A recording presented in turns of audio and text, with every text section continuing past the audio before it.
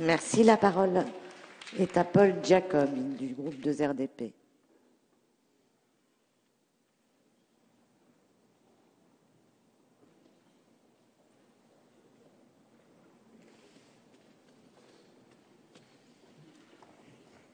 Monsieur le Président, Monsieur le Ministre, chers collègues,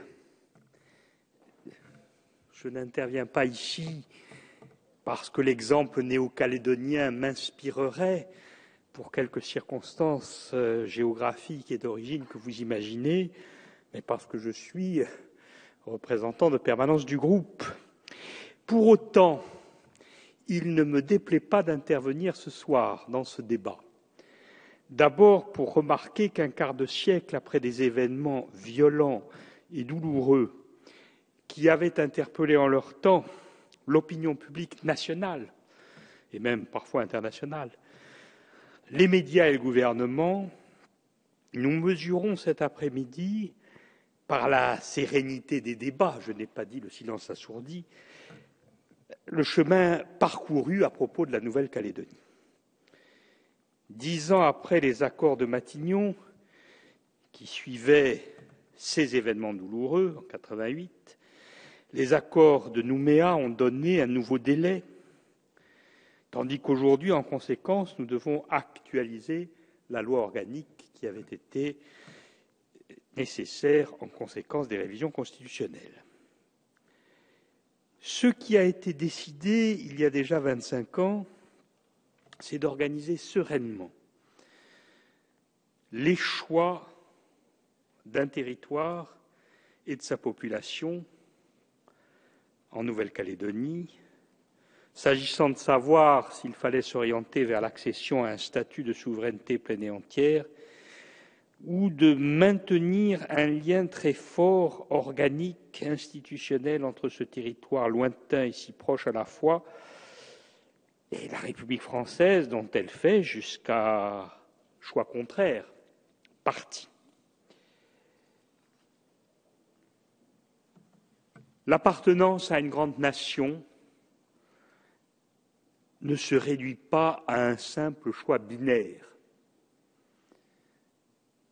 En être ou ne pas en être. Il faut bien admettre aujourd'hui, même si ça n'est pas tout à fait conforme à une certaine interprétation, erronée d'ailleurs, de la tradition française, qu'il n'y a pas qu'une seule manière d'être français. Nous sommes un pays très vaste, nous sommes un pays pluriculturel, nous sommes un pays qui permet aux cultures, aux langues et aux civilisations de s'épanouir à égalité. Il apparaîtra peut-être dans l'avenir, un avenir proche,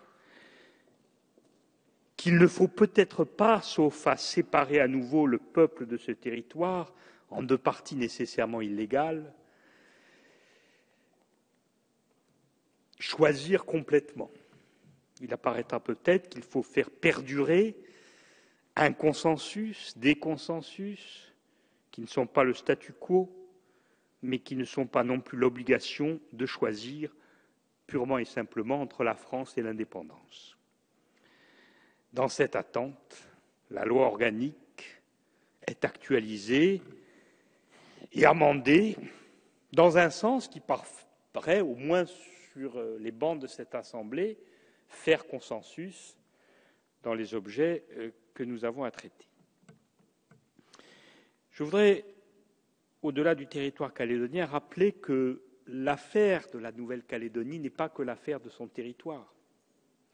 Elle est aussi l'occasion de s'interroger sur ce qu'est la France aujourd'hui et qu'il me soit permis de rappeler que l'immense archipel français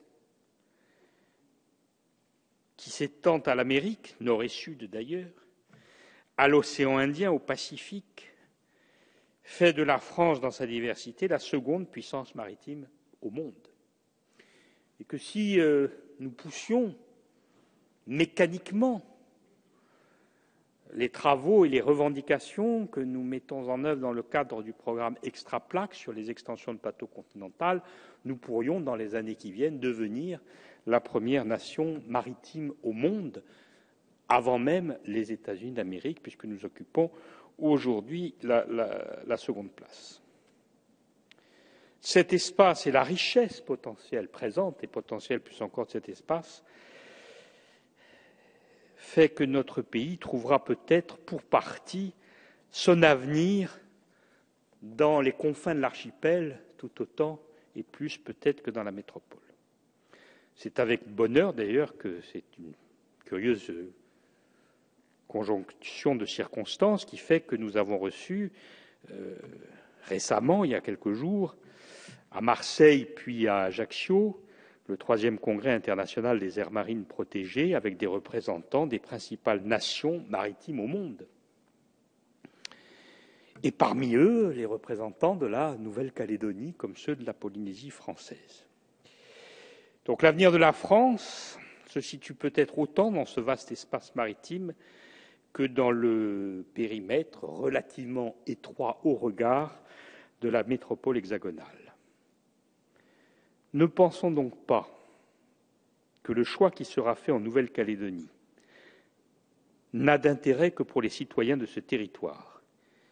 Il concerne tout l'immense espace de la République et il va de soi, en tout cas, que notre groupe, le groupe RRDP, où l'outre-mer est, vous le savez, Monsieur le Ministre, très largement et fort bien représenté, soutiendra évidemment le projet présenté.